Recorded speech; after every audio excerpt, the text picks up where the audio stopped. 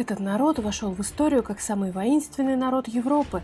С ним связано и само происхождение слова «иго». В повести временных лет говорится, что они запрягали жен славян в свои повозки вместо валов. Прославянское слово «иго», гнет, насилие на самом деле первоначально значило именно воловью упряжь, ярмо. В славянской памяти они могущественные великаны, которые сгинули неизвестно куда. Итак, давайте разберемся, какое иго было самым первым и самым жестоким в истории славян. Кто такие авары и куда они исчезли? Как на самом деле они повлияли на историю наших предков?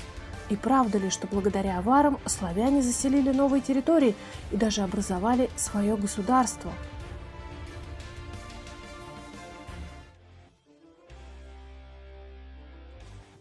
Этот народ, наводивший ужас на могущественные государства Европы, появляется в хрониках в середине VI века. Русские летописи зовут их обрами, византийские и франкские хроники – аварами. Они поразили византийцев своими длинными волосами, заплетенными в косы, и необыкновенными поясами, быстро вошедшими в моду по всей Европе. Всего-то 20 тысяч аварских всадников явились в Константинополь, требуя земель и грозя своей непобедимой силой.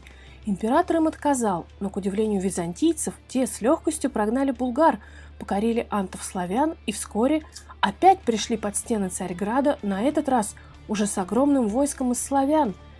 Аварский каганат быстро стал сильнейшим государством, как минимум, Восточной Европы, государством, которому под силу стало победить франков и бросить вызов самой Византии. Авары знали руническое письмо.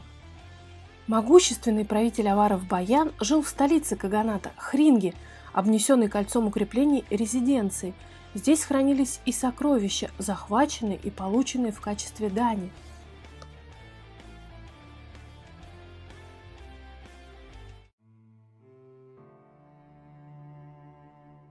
Взаимоотношения славян и авар были непростые. Память об ужасах аварского ига сохранилась до XII века, когда Нестор-летописец написал о том, как замучили они славян-дулебов, жен которых впрягали в ярмо вместо валов.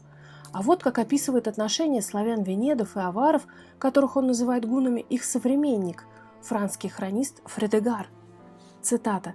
«Когда гунны воевали с каким-нибудь народом, гунны со всем своим войском стояли перед лагерем. Вениды же сражались. Если вениды побеждали, тогда гунны подходили для захвата добычи. Если же побеждали венидов, то они, опираясь на помощь гуннов, вновь собирались силами. Приходя ежегодно на зимовку к славянам, гунны жен славянских и дочерей брали на ложе. Помимо других утеснений, славяне платили гуннам дань.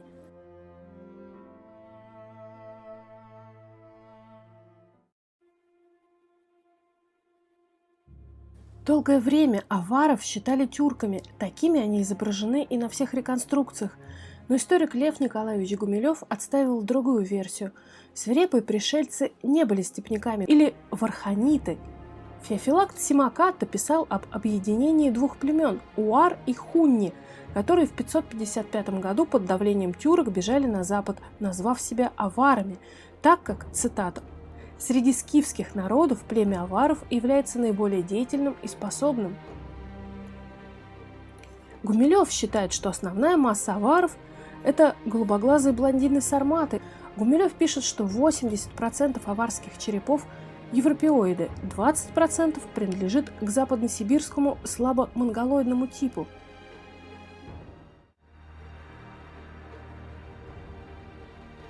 Впрочем, исследователи дополняют, авары были не только угнетателями, но и союзниками славян в походах на Византию. Они вместе прорвали Дунайский лемес в VII веке, вместе ходили на Царьград. Вторжение авар на земли славян также дало толчок к продвижению славян к Адриатике, расселению их за пределы Балкан. Все древнее население Фракии, Македонии и Греции было истреблено аварами, а их земли заняли славяне.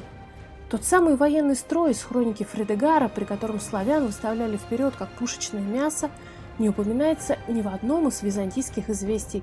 Не подтвердились и сведения русских летописей о гигантском росте великанов-авар. Раскопки показали, что они были людьми среднего роста. Авары жили изолированно от покоренных народов, и славяне сохраняли свое внутреннее устройство и своих вождей, а авары наезжали к ним для сбора дани.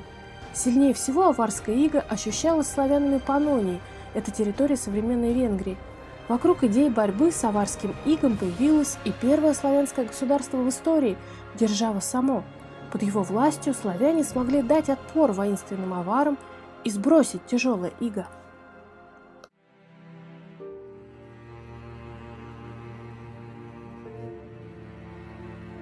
Последний раз на страницах истории аварский каганат упоминается в 843 году.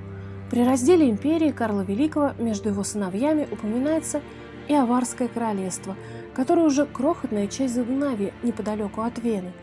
Авары были телом велики и умом горды, и Бог истребил их, и по сей день, говорят на Руси, погибли как обры, напишет спустя 6 столетий русский летописец Нестор.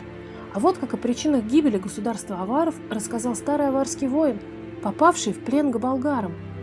Цитата. «Вначале из-за ссоры, лишившей Кагана верных и правдивых советников, власть попала в руки людей нечестивых. Затем были развращены судьи, которые должны были отстаивать перед народом правду, но вместо этого побратались с лицемерами и ворами. Обилие вина породило пьянство, и авары, ослабев физически, потеряли и рассудок. Наконец пошло увлечение торговлей, авары стали торгашами. Один обманывал другого, брат продавал брата. Это, господин мой, и стало источником нашего постыдного несчастья». Согласитесь, звучит очень поучительно и напоминает некоторые периоды и нашей недалекой истории.